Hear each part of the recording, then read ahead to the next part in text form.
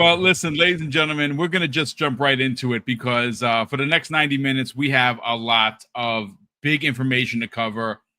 And of course, we got to start first with the top best-selling or the top 10 best-selling games on PlayStation platforms.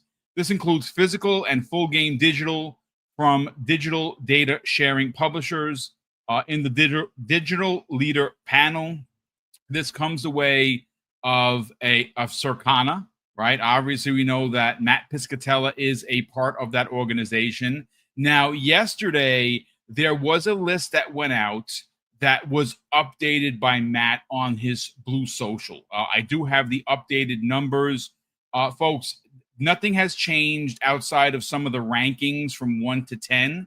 I will read that verbatim, but what has not changed is that of the 10 best-selling both physical and full game digital downloads, 6 of them are Microsoft Corporation or Xbox Games Studios. So, of course, people have been having fun with this. I've been on my villain arc. I've been having a bit of fun with it as well. Is it console warring? Sure. Do I normally do it? No. But some of the way I was treated made me into the villain that I'm currently portraying because of the community just being the community. Now, granted, don't get me wrong. Nothing that anyone said has upset me in any way. They just turned me into a villain, and that's fine because I'm actually and ultimately having the last laugh. And I'm going to tell you this right now. Shout out once again to Dirt Griggity, who's going to be joining us next Wednesday. Something came up. That's why he's not here. Sean, is going to be joining us at some point. I'm trying to get maybe both of them on next Wednesday. We'll see. But shout out to We Bleed Green podcast, who vindicated me publicly. They actually did something because, my favorite segment is the POS of the week. It is the funniest thing I've ever seen. When I first saw it, I bust out laughing. And every time he does it, I laugh out loud. Well, one of the POSs of the week happened to be the guy that literally lambasted me in the worst way possible regarding my information about Helldivers 2. I, of course, have not received an apology or even a quote tweet of, "Hey, Boom, I got it wrong," because, these people are cowards. And they hide behind their anime pictures, and they're not real people. You've heard Paris say this before: the internet is not real. Well, he's 100% right. And they made that particular person, which I'm classy. I'm not going to throw his name under the bus because I'm a gentleman. But go watch Dirt's show, as you should, and you'll see exactly who it was. And well, he made the POS of the week list, and that made me very happy. But reeling it back in, ladies and gentlemen, let's get to this top 10 list panel and chat. So again, this is the updated list from Matt Piscatella, as per Circana. And the number one game on the list was Elden Ring Night Reign, as by Bandai Namco, followed by Forza Horizon 5, The Elder Scrolls 4 Oblivion Remaster, MLB The Show 25, that is the one Sony game on this list, Call of Duty Black Ops 6, Doom the Dark Ages, Death Stranding 2 on the Beach. That's a Sony Corp as well. So technically it's 2 games. I forgot about that. So yes, they have that as well. Indiana Jones and the Great Circle, Minecraft, and at number 10, Assassin's Creed Shadows. That is your top 10. But Hargeet, we got to go right to you because there's a lot to laugh about this.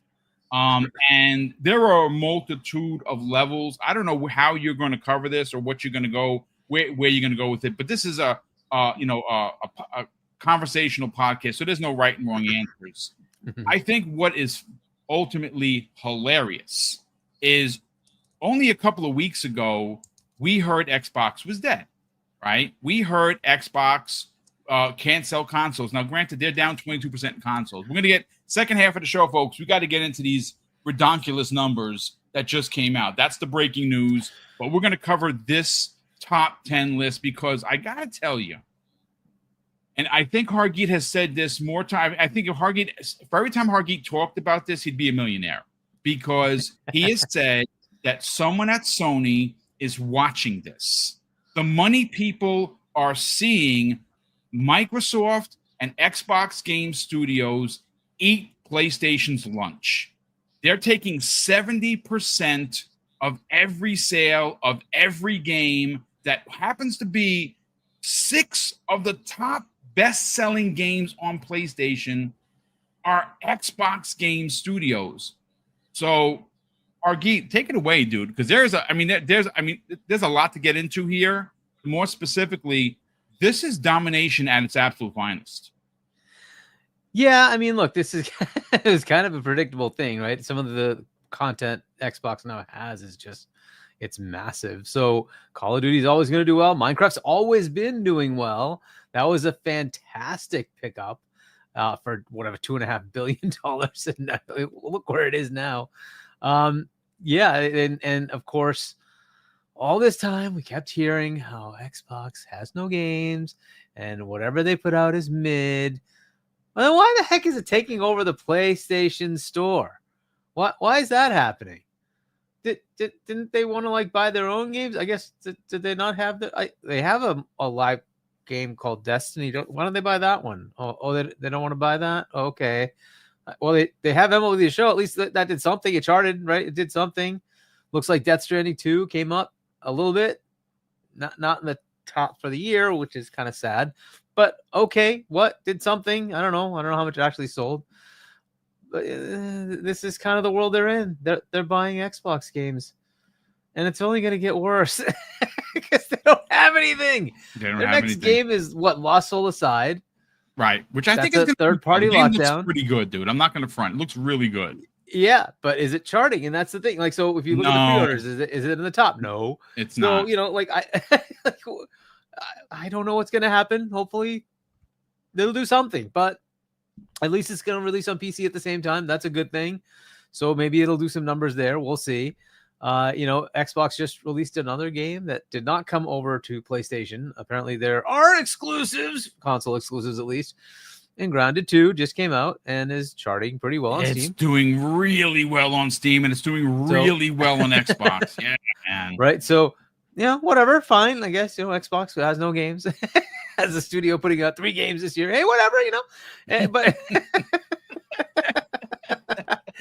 I just love how all these narratives are dead. Exclusivity matters. Well, apparently not to PlayStation. Because that thing's over. So, like, what's left? What is the narrative that's left at this point? You basically are Xbox gamers. You just never wanted to admit it.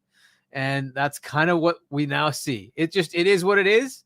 You're buying Xbox games. Look at the charts. You're buying Xbox games. Like 60% of the top 10, whatever it was. Like, come on. Like, just admit it. You're Xbox gamers. You just don't want to admit it. You're Xbox gamers. So, okay, keep buying a PlayStation. Fair enough. Fine. Whatever.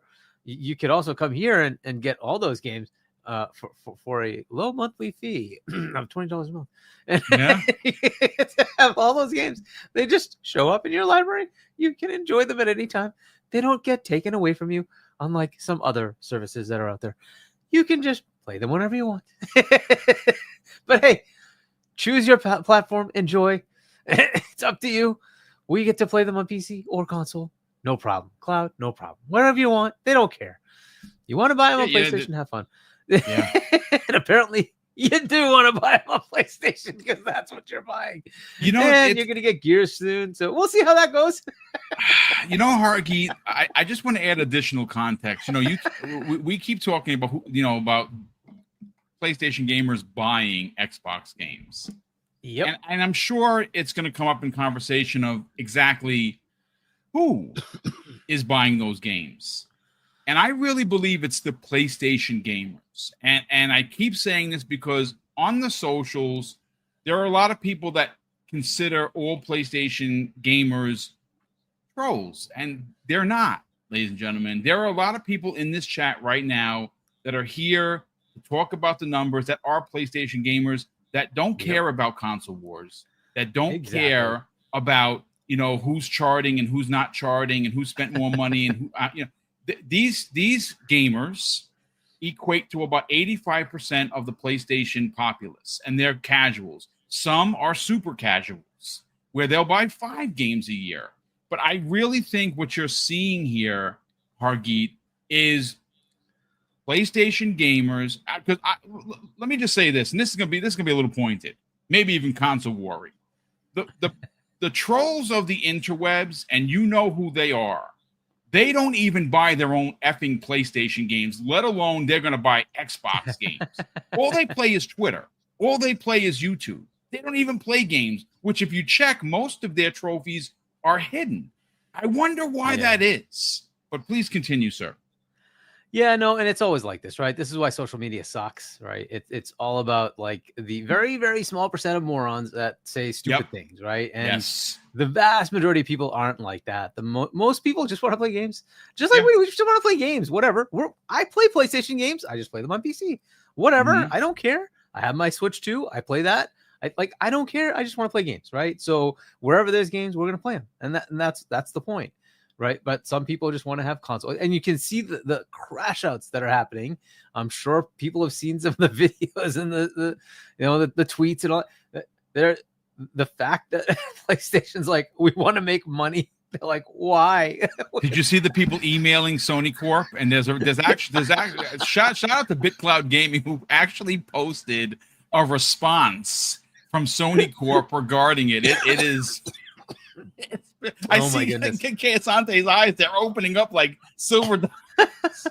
I have not seen that one. I will go try to find that. I have it. I can read it verbatim. I have it. It's not good. But yeah, but yeah, that's the thing, right? I mean, he's been calling this out. It's like, dude, we have to call out what they're doing. It's just like they have to give us games. What is going on? And they just aren't at the call.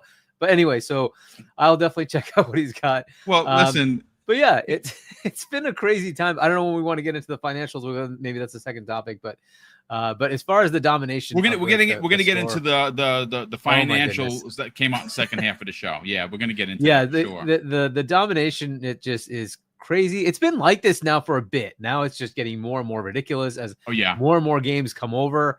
It just keeps dominating that side, right? So that narrative of Xbox has no games, they're mid games. I'm sorry. If you're buying the games that you don't like, why should I take anything you're saying at face value? Just like why? Go buy your very precious games. There's remasters coming out every 2 months. Go buy those. Yeah. Instead of buying Xbox games, which is what you really wanted this whole time. So anyway, whatever.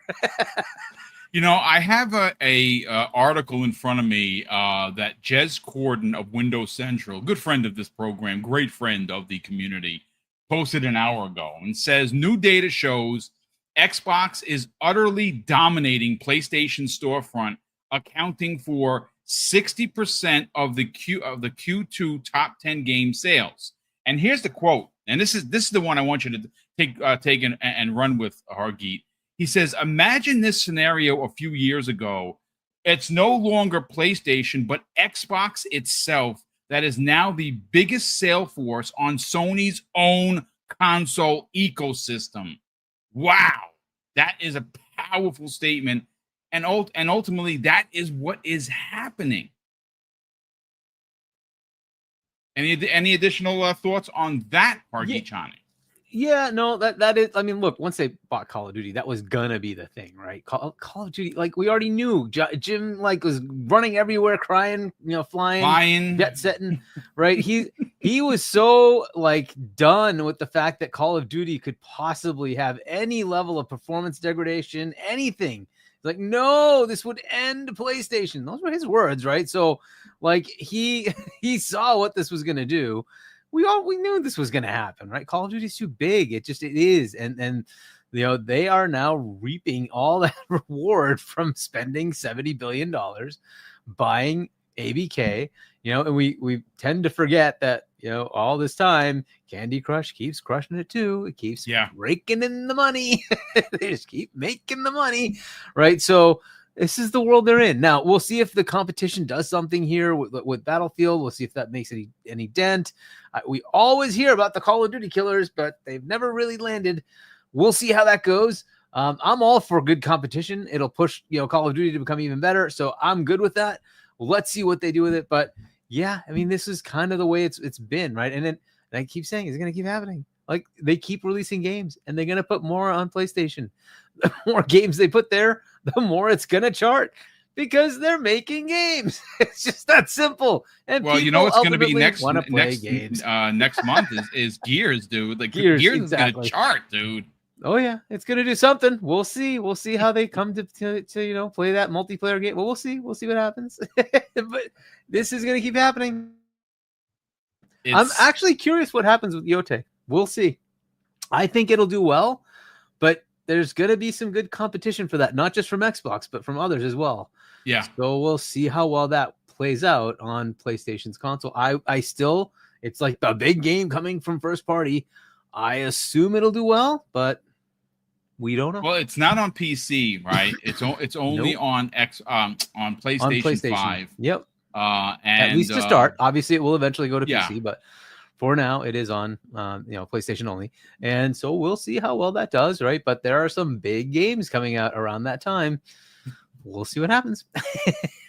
You know what? So, okay, before I hand the mic over to something who keeps making me laugh because his eyes keep getting really big every time we start talking about this, let me shout out my good, very, very good brother and our good brother, BitCloud Gaming, one of the PlayStation guys that keeps it a buck, right? Well, he put out a tweet.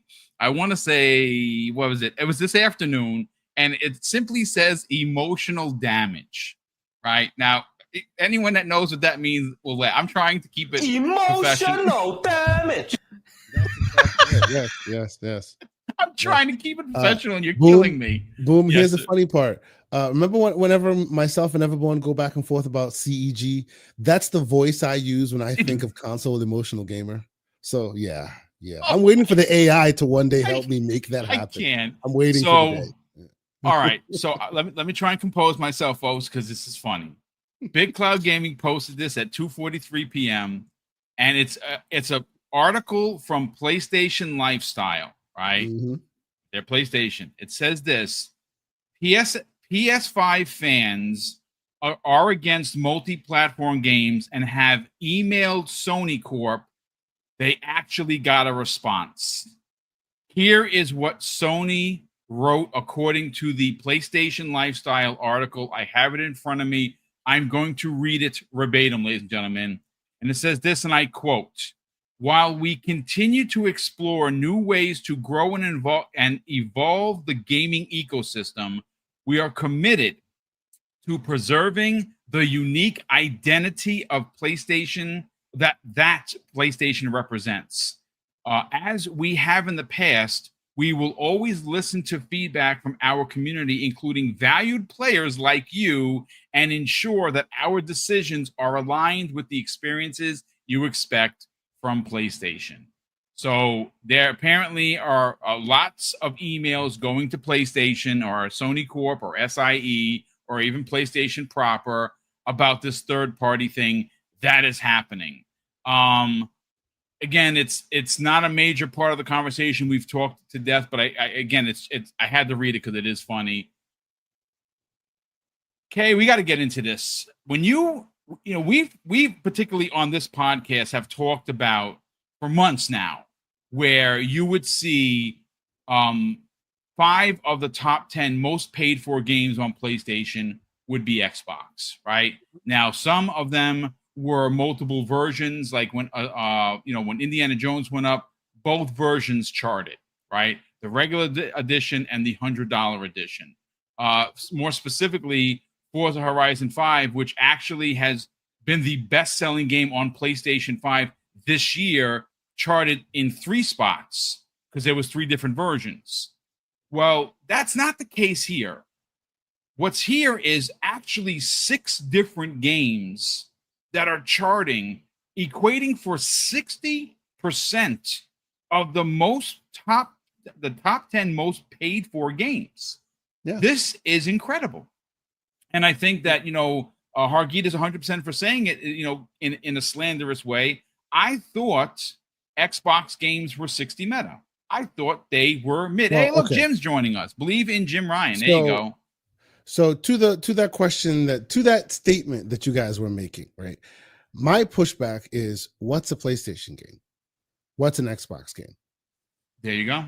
It's literally what they have taught you is because that's where you see it. like is a game or a movie you watched on a VCR movie, like it's just a No, you're medium right. by which you saw it, right? Yep. Like if you pick it apart, Helldivers 2 is more of an Xbox game than it is a PlayStation game. I'm sorry to tell you. It was built on an Xbox framework. The whole game is PlayFab. It is an Xbox game first, PlayStation game second, because the whole underlying framework of it is built for Azure, built for all of Microsoft's tools. So that's why it's not surprising that it's coming to Xbox. It's easy to make it an Xbox game because behind the covers, they all can kind of do that stuff. The idea of, oh, well, this is an Xbox game. Oh, well, this is a PlayStation game. Yeah, well, this is a movie that can only be seen on a Samsung TV. That's how that sounds at this point. These things don't belong to any one platform. They've just been playing with people's mentality and like basically playing you off of fiddles for years. And now it's becoming even more and more apparent how foolish that whole concept is. Right now, about the whole thing, about like this whole thing, I mean, you recall, Boom, we've been on this show having these conversations. I made dumb jokes about the Jetsons. You know what I'm saying? Like we've been having these conversations for, I'd say, a year and a half now. You know, and all of this is coming to a head, right? There was a time when people were like hilariously upset about how Microsoft put all their stuff elsewhere because that would spell the end of the console market, or it would spell the end of competition, as it were. I had a retort at the time that I was laughed out of my own my Discord about.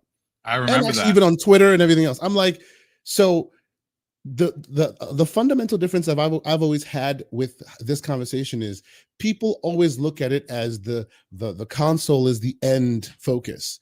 Mm-hmm. Whereas to me, the console has always been the beginning to then double up and get you to buy the game, right? So when they get you the console, it's not like, hey, we pat ourselves on the back, we're done now. Now the ball game starts to try and get you to buy games, right? So for me, it has always been like using the console as a barometer has always been a little bit fuzzy for me because it's not the real metric, right? So when this whole thing came about, when Microsoft started putting on their games everywhere and people started clowning them and getting, oh, they're this, they're that. I've heard some very colorful, flowery language. I'm like, yeah, you can see it that way, but you could also see it in another way that's super interesting, which is they haven't earned the right to walk up in your house and demand fealty from all of your users that you've spent so much time cultivating with so much effort, putting Kratos' face on walls, costing you yourself grip, right? Like in order to sustain their dominance, it costs them a lot. Yeah. Right? Only to have the third place finisher who does not even have the capabilities to send a message like you can send it. Because every time they send a message, they hit the rake tree multiple times. And it's like, oh my God, oh, hey, every time. But they can walk into your house and go, $1, please, $1, please, $1, please. And everybody goes, yeah, yes, sir. Yes, sir. How is that okay? It's just blatant and ridiculous. And I've never seen it before. And it should be studied. And when I said that, it was like, oh, forget about it. Ridiculous. And what I said then was, how dare you, kind sir? What I said then was that you would know that my barometer is righteous is if you see PlayStation respond. What have they done now? Now they're putting their games on the other guy. And how do we know that this is the righteous move? Check the numbers, ladies and gentlemen. Check the numbers. It is what it is, right? So once again, this is all full circle. When I said, you know, this is fundamentally not a battle of the console market going away. It's just you graybeards, well, us graybeards, I count myself among them, looking at the new market and recognizing our own mortality. We are no longer the focus. We are no longer the priorities. The deck chairs are changing. They're not changing to our liking. And because of that, we are raging against the sun, the dying of the light. That's what we're doing right now. Instead, the good news, though, is if you really, really think about it, and I was talking about it with the guys on the Discord today, if you really think about it, the world we live in today and the numbers and the way it looks, it is a very strange cats and dogs living together, strange upside down world. But think about this. Like, and somebody said this, and I wish I knew who said it first so I can give them the righteous credit they deserve. We now live in a world where Sunset Overdrive 2 is so much more of a possibility than ever before. Oh, dude. Yes. That would be whole great, thing dude. about this world of this hate is gonna when they communicate, one gets the publishing, one gets the IP, and we get the game. I'm happy. Bring it on, ladies and gentlemen. Now, that doesn't mean it's also utopia and sunshine and roses. Yes, they will eventually do some craven stuff, as they all do. That's business, right? And when they do, the pitchforks come out. But as of right now, I mean, this is, to me, the numbers, their dominance, the 6 out of 10, all of that stuff is just proving what we have been talking about for months now, right? For a while, we've known that consoles are loss leaders. It means you start at a deficit in your wallet. Why the hell would you want to keep doing that if there was another way? No business wants to keep doing that if there's another way. And now, here's my last bit of slander. Now, of course, all of us as a gaming community are ready to have that adult conversation. Okay? We weren't ready to have that conversation a couple months ago for some reason. At that point, it was, it's just, you call it the market to obfuscate. No. Now, for some reason, people want to have a conversation. Maybe the market is changing. I wonder why. We've been saying it for years. It is what it is. What are you going to do? But ultimately, it's not bad if you just look outside of it, right? Ultimately, it'll mean your games may potentially find itself in more places, right? They may have to find new ways of competing against it. Because the same question you asked Xbox 6 months ago, if your games are everywhere, why do I own you? Now it's the same question you have to ask PlayStation. And that's an awesome question, because guess what? That leads to innovation on both sides of the aisle on this, right? If the same game is everywhere, they got to find a new reason to get you to go there. So that means they'll find cool new ways for you to buy an LG TV versus a Samsung TV. You can still watch The Matrix in both places. You can. This is the world I want to live in, where they innovate with technology, where separation is real and not fake. Because all these console exclusive things have always been fake. Because I've always asked you, what's a real PlayStation game anyway? Because under the covers, they play everywhere. Why do we want to live in the world where they artificially limit that when they can actually give you a reason to buy your hardware because it actually does something you want it to do, rather than because it's limited by only this platform or that platform? I think ultimately that becomes where you want to live if you allow them to fight for that new eventuality. Right? It's not what consoles have historically been. I agree. But when these vendors are focused on making that the new mode for consoles, I think it's an interesting place, and I want to see what they do. I've been trying to say this for months, but when the other guy said it, it was like, oh, they're just obfuscating. But now we can have an adult conversation about it. I appreciate that. Yeah, you know what? I have another side of the coin that I want to get into before we move on to the actual numbers. That is actually a pretty bright side for PlayStation. It's not all gloom and doom for PlayStation, but people are asking about the situation with the names in the chat. I didn't do that. That's a YouTube thing. I don't know why that.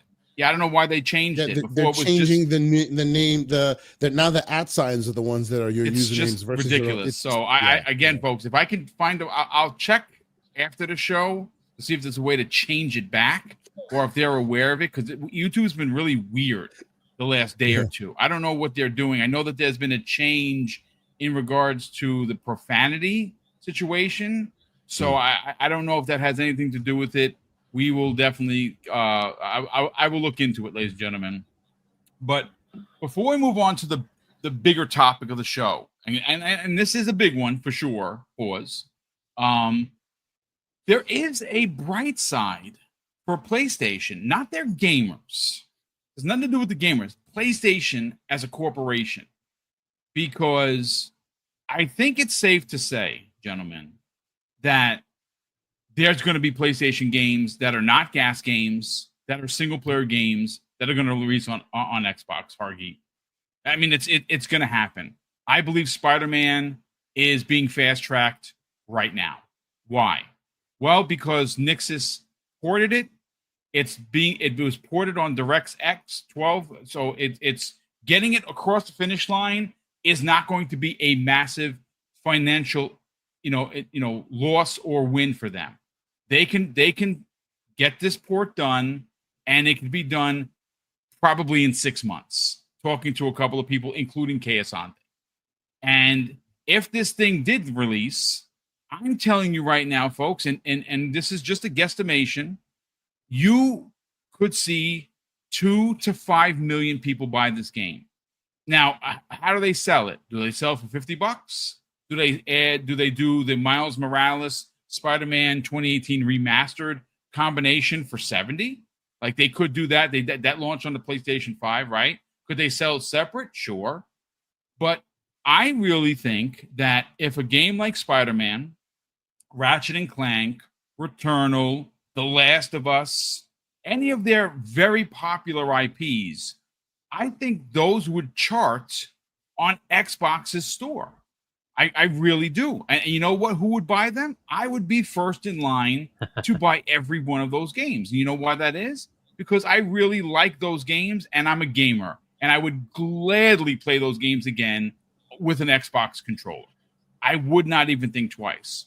Hargeet, is there any truth to what I am saying? Could Sony Corp or PlayStation more specifically see similar success of what Xbox has seen, which is right in front of us? 6 of the top 10 selling games are Xbox Game Studios. Could that actually happen? Where it's PlayStation on Xbox. Right. Yeah, I mean, look, they have to release the games. That's the first thing, right? They have to have course. games to release. That's another problem, right? So could they take their back catalog and put them there? Sure. But they only release one freaking game a year. So that's going to be a problem for them, right? So they have to kind of contend with that. Their content it's not at the same level. So if they want to bring their back catalog, sure, that could certainly do something. I think one of the biggest features is Play Anywhere, right? Because that gives you both. It gives you the PC and it gives you the console. It and does. For those who want to buy it, they can get that and have access on both sides. So that could be kind of compelling. I kind of like that. I like to get games that are in the Play Anywhere instead of even the Steam version, just because that way I can try it on both console and PC. So if that's available, I generally tend to look for that. But I don't know how many people are doing that. A lot of PC players are going to be happy with just getting the Steam version. So, so if it's, in the future, yeah, I could see that being useful. It'll certainly chart. I'm sure it'll do well to put any of their new games eventually onto an Xbox console. Sure. But as far as the breadth of or the domination level that you have of Xbox just has that many games. That's the problem. It's like they don't have that. PlayStation just doesn't have that, right? If it was Nintendo, they could do that. They release that many games. They actually do release that many games, right? So if they decided to do it, sure, they absolutely would take over. Oh my God. Do you imagine having those games? Absolutely. But it's PlayStation. And they really just released MLB The Show and like one other game. And MLB The Show will do what MLB The Show does, but the other game that they put out that year, it could or it may not. And it's just, if they actually had that many games, sure, but they don't. Right? This is not the PlayStation of old that would put out like 4 games a year. It's they put out the one game. That's it. That's what they do. So I don't know if it could really be that much, but it could sell, and that's a good thing, right, for them, right? If they wanted to get the sales, that's a good thing. So it could do that. At least it could chart, get some sales on Xbox, get sales on PC. And I think if they actually did that, they would see maybe a dip on the PlayStation side, but they would see a corresponding increase that would more than make up for it on the PC side and the Xbox side, and hopefully the Switch 2 side, right? So if they want to go that path, they would absolutely see that. The thing is that they take too long before they release it on the other side. So some of the like buzz kind of dies down. If they did it closer, maybe like 2 months, a month, something like that, you could see a much better response. So that's up to them to figure out. But yeah, I do think it would help, but it can't be to that level. Like they don't have a Minecraft. They just don't. They don't have a Call of Duty. They just don't. That's not going to happen. They don't have that. Right. So until they can get something like that, which I mean, it's possible, it's very hard to do. But it's unless they have something like that, they're not going to dominate the same way Xbox is going to dominate. Like Xbox put out how many games in the last like quarter? on PlayStation. Like, it's just, come on, they're not going to have the same level, like Doom and Indie and Oblivion and on and on. Like, they're just not going to have that level. It's just not going to be that way. So that's the only negative to that, right? I don't want to say negative. It's not negative. It's just they can't dominate at the same level just because Xbox is Xbox. They have so much content now. So that would be the caveat to that. But yeah, I do think they could sell well at least. So that's up to them. If they want to get the money, well, that's up to them. Yeah, I mean, listen, it's only a matter of time. Yeah, you're not wrong. Listen, Kay Asante, I do pose the same question to you, but both Sergi24 and Y Kikamukau said Days Gone is almost the perfect candidate. And I think they're right. I think Days Gone would kill, no pun intended, on Xbox. It really would. It could be.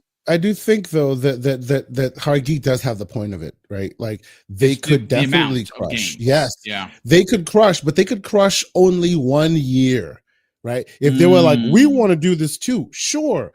If they wanted to do this too, let's say in the calendar year 2026, here's a weird universe that we live in, right? Sure, they released the Demon Souls remake. Oh, wow. It would make a huge splash. They released Returnal. Huge splash. It would on the Xbox. They release something like Ratchet and Clank Rift Apart. Big splash on the Xbox, right? They release The Last of Us Part 1 remake, right? And then maybe later, The Last of Us Part 2 remake, maybe one of the Spider-Man. They could couch themselves in a way where it could just be hit after hit after hit. Absolutely. But to Hard Geek's point, now you just expelled all your bullets out of your chamber. And what we're going to do? See you again in the next 15 years when you have more bullets? That's not how this works, right? So in order for this to be, you have to be able to provide sustained bullets for that chamber. You can't just squeeze it all out. Now you got nothing. Pause. Sorry. Right? So is it possible for them to dominate? Absolutely, it's possible. Absolutely. Like, even if they combine some of their old IP and their new IP, but that would require them like spinning up some kind of a Nixus porting house that then modernizes their old games to put on other platforms, right? Because like the games that could easily go on Xbox, to your point, Mr. Boomstick, like those are the games that have already been ported to PC, right? Because PC's process, because of Microsoft being smart as they are, is basically building an Xbox games process. It's as turnkey as you almost can possibly get in the game development sense. So when you put a game on Steam, now putting a game on Xbox, that same code is so much easier. The bridge to get to Xbox game from Steam game is a hop versus the mountain it does from PlayStation game to Steam itself. So a lot of that work has already been done. So yes, to your point, you can speculate lots of games in the wings, right? That could easily come out because a lot of those games have already been ported to Steam, right? So you just got 30 million other users waiting to potentially buy your games there if and when you so choose to bring them there. But again, to Hargeet's point, they can do it, but they can't sustain it. And the magic is in sustain, right? The magic is in you just keep hitting folks with the new one, right? Between like the old version, old games, maybe some remakes, maybe some money hats, they could do that. But that's a lot of money coming out of their pocket. And the question would be how much money would be coming in. You always talk about is the juice worth the squeeze? I think you say that regularly. Every developer friend I have always says gamers don't think critically when it comes to that last mile, right? It's all about what they get. But it's good as good as it is, right? It's what you get. You're a gamer. Gaming is a selfish medium. Inherently, that makes sense. But if you want to live in a world where that thing you want becomes reality, you have to find that bridge where it becomes also beneficial financially for them. Then it's more of a possibility. Right, because if it's always about what you want, and that bridge never happens where they also get money or you care to find how that it's also advantageous for them, then it's always a pipe dream and never becomes, what do you call it? What game was I talking about? The Insomniac game that was talking about. Sunset Overdrive. Yeah, it never becomes Sunset Overdrive 2. You know what I'm saying? Right. Like at this point where we are in the stage of the game where we are, it is not only advantageous for us, it is advantageous for them to make it. both PlayStation and Microsoft, right? When that unique thing comes out, that's when we all win. So that's why I always point that out. I mean, listen, it's great points of view from not only from you guys, but from the chat. Has been going back and forth. A lot of people feel that PlayStation's already missed the boat. And I don't know if we can say that, because I still think Spider-Man, specifically Spider-Man, would do gangbuster numbers. And then license costs they pay, they don't just get any money out of that. Like it is a difficult uplift to keep that IP the way they keep that IP. Any money back is good money. Seriously, specifically for licensed IPs from Disney. Oh yeah, any money is good money. You're absolutely right. And this is, again, this is a super stretch, folks. I know somebody's going to clip me for this one, and it's fine. So this is a ginormous hypothetical. Let's just say, for shits and giggles, that they're able to get Spider-Man and Miles Morales at the minimum. They do the 2-pack. They sell for $70. Xbox gamers come out in a big way, and they buy it. They sell 3 to 5 million copies of it, and I really think it would sell that. It's Spider-Man, right? The MCU is hot right now, and it's Spider-Man. I got to keep going to it. That it's freaking Spider-Man. If they sold 5 million copies, does that change their day and date for Wolverine as PlayStation only? Does that now move the needle to, okay, if I'm not sure. Do Xbox, we got to do at least PC. I'm not sure. You know what I'm saying? I hear what you're saying, but see where you'll get some critical pushback on that is the idea that that's where the folks who say, and I agree with them, that they each handle their business a different way because their brand is valuable to them in a different way, right? Microsoft can be a lot more experimental because they can do that. They have they also have 30 studios. They have a lot in the tank, right? PlayStation, one wrong move, and they are so, like, we are now talking about the greatness that is Nintendo Switch and how dominant they are. The Wii U almost broke them. One wrong move, and they're like, done, right? So because of that, I can see PlayStation dipping more toes in the water and being strategic. But until they have the ability to really, really like take a foothold in the new market, they would still cultivate the market they exist in because they need them, man. Those console players are critical to success. If Microsoft woke up one morning and all their console gamers were lost, it would be a big loss. It would be $1 trillion company, Yeah, you know what the problem with that is that unfortunately for PlayStation Nation, they're just not the same anymore. Like, this is not the PlayStation 4 era where they put out a God of War 2018 and it moves 15 million copies, right? Well, but they are struggling.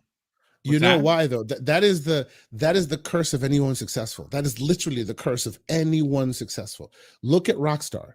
How many games did Rockstar used to release? How many different kinds of games? Yeah, a ton of right? Yeah. But what became successful? GTA and Red Dead. So now all you get is GTA and Red Dead.